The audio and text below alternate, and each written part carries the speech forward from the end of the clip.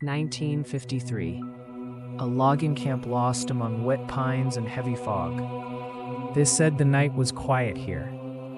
But quiet doesn't mean safe. His name was Eusebio. The others cut wood by day, together in sunlight. He didn't. He worked when the trees turned black and the air turned heavy. Every night, a lantern on his chest, he walked between the trunks, like he'd known the path forever. You could hear the routine: axe, wood, breath turning to steam, the forest swallowing every sound, until the noises began. Not animals, not wind, footsteps, slow, like bare feet on broken branches, always behind him, never in front. Eusebio told himself it was nothing, but the camp started noticing. He came back colder, quieter, as if something had followed him home. Then one night, he heard it, soft, right beside his ear. Eusebio. He froze, axe raised, eyes searching the fog. Nothing, only trees and silence that felt alive.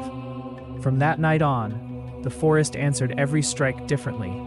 A second blow, a third, never matching his rhythm, as if something inside the woods was copying him, learning him, and every night it sounded closer.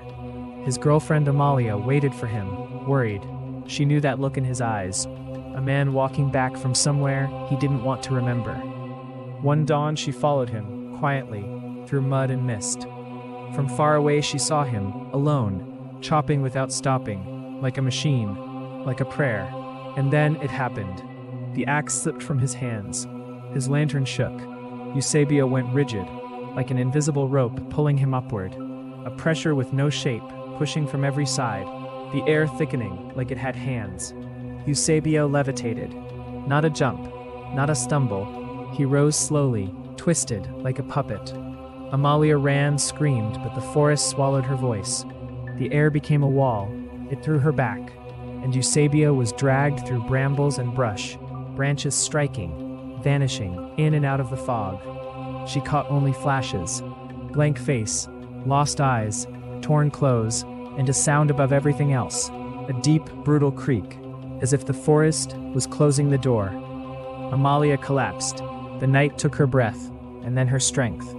And when the sun finally lifted the fog, Eusebio stood in the doorway of his cabin, without a single wound, no blood, no scars, just cold skin and the smell of wet pine.